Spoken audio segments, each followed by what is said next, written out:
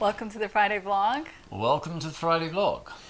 And I have to acknowledge that I should have watched our last week's vlog a few more times because I failed miserably on Monday of this week to not take your low mood talk seriously. And I got completely ensconced in solving a problem that didn't exist. We spent a lot of the day having that conversation. You tried to fix the illusion from the illusion. I did.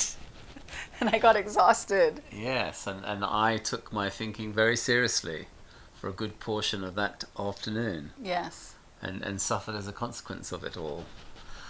Well, yes, I guess you've outed me, and I'm going to have to talk about being in a low mood on Monday. Heaven forbid that we might get into a low mood and have a human experience. That's what I did.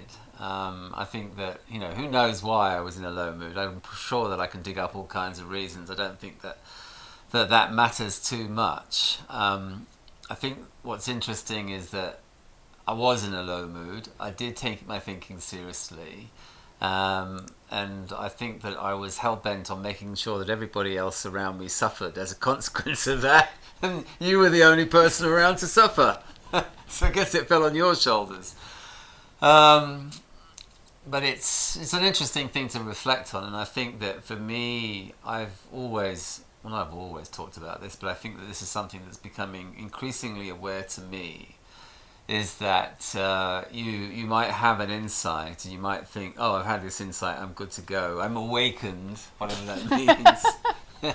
And then life comes along, slaps you in the face, and you realise, there's a whole other layer of this onion to peel away. And I think that I peeled another layer of that onion away this week, but I am not stupid enough to think that there won't be more layers. This is just where I'm at now. So hopefully I'm at another level of consciousness, I don't know. But what happened on Monday is I took my thinking seriously. I was feeling overwhelmed. I just felt like there was a lot on my plate. And I kind of find it frustrating because I feel like there's always a lot on your plate and you're so good at handling it. You put a lot on your plate. You like to pile your plate up. And you're really comfortable under the weight of that plate. And I am not so comfortable. I'm still getting used to working at that pace and at that level. And I guess on Monday it just suddenly occurred to me, there were two things. I felt like I hadn't had a day off for 2 weeks. And also, it was so interesting to go through last weekends where we launched our Rewilding training program.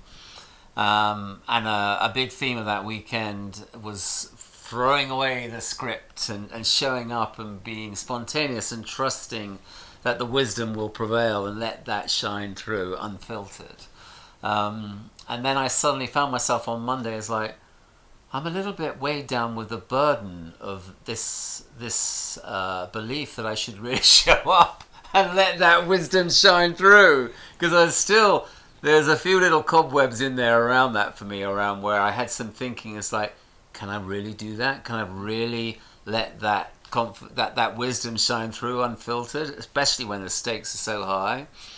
And there were a couple of, I guess, in my mind, high-stakes opportunities with some webinars that we had to do. So I started to get a little bit overwhelmed at the idea. It's like, oh, gosh, if I don't show up in the way that I've been talking about it, in the way that I've been hearing about it over the course of this last weekend, that means I'm such a fraud and I'm kind of like shying away from life in the way that I'm suggesting we do it. So I've got to take away that filter, and I don't know, it just suddenly made me feel anxious. And then in feeling anxious, I was kind of like, oh, I don't like anxiety. I hate anxiety. I'm sick of anxiety. Why do I have a job that creates so much anxiety? It was this slippery slope that got steeper and deeper and steeper and deeper, until I was getting to the point, I can't work with you anymore, I can't do this. What are the choices that I've made in life that brought me to this point that I'm having to experience so much anxiety? So very much did I have a human moment. And what you pointed out was that because the anxiety felt so uncomfortable, anger felt more comfortable. So being angry at me and blaming me was sort of that defense mechanism, the coping mechanism. Yeah, no, exactly. And I think that this is the insight for me, or a deeper layer of that insight, because I've always kind of been aware that when I get anxious, generally anger is a better option than vulnerability. So anger is my coping mechanism in that situation. When you say better option, a better option than me being vulnerable with you. Like, I'm weighed under the burden of all that I have to do, and kind of, in a sense, there's a part of me that believes I would fall apart at the seams at that point. I've got to somehow be strong, I've got to be manly. Yeah, so that's the old way. And there's a misconception that being strong and being manly is to be angry about the situation. Yes. And in a sense, it's easier for me, so it's more comfortable in that way. And that's my coping mechanism. That's what I would go to at those points. And then for me now, just to see, it's like, that's how I self-soothe when I feel uncomfortable, when I feel anxious. And it's my inability in that moment to see that, these are just the growing pains. This is something to go through. I love what I do for my newfound career in my advanced years. But it doesn't mean to say that there's not going to be growing edges, and it doesn't mean to say that those growing edges aren't going to be uncomfortable. Vis-a-vis pulling another layer off that onion, I'm willing to show up and be myself without the filter. So I think for me, I guess the insight that is growing. It's not that I haven't had this insight before, but I'm seeing a deeper cut on that level.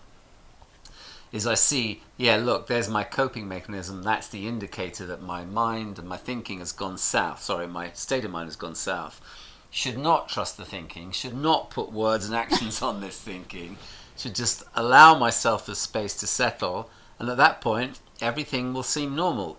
Everything in that situation would seem like, this is just growing pains.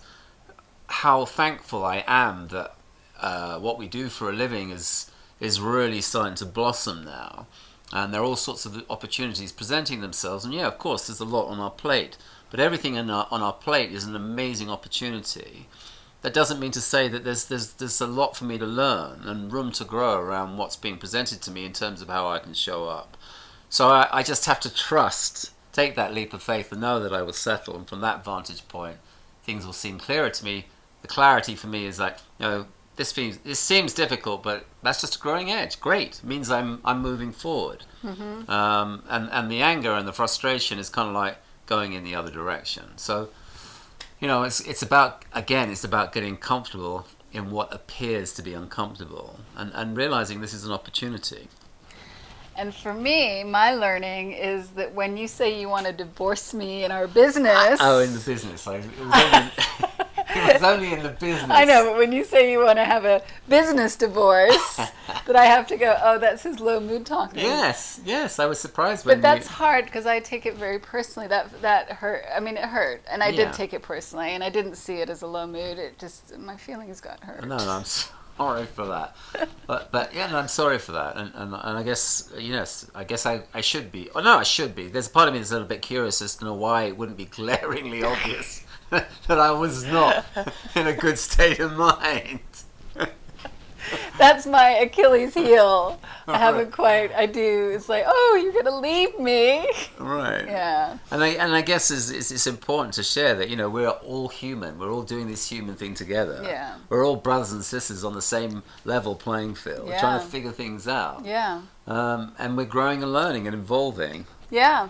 And I think the other point that's really interesting is that you weren't anxious about something bad. You're actually anxious about something good. I was anxious about anxiety. You were anxious.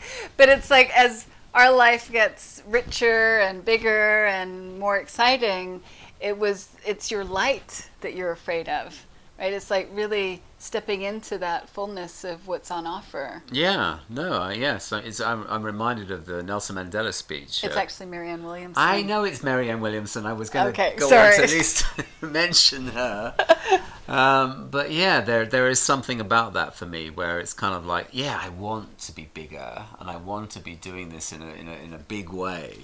But can I really handle it? Who are you? Who am I? Yeah. That imposter syndrome that creeps in.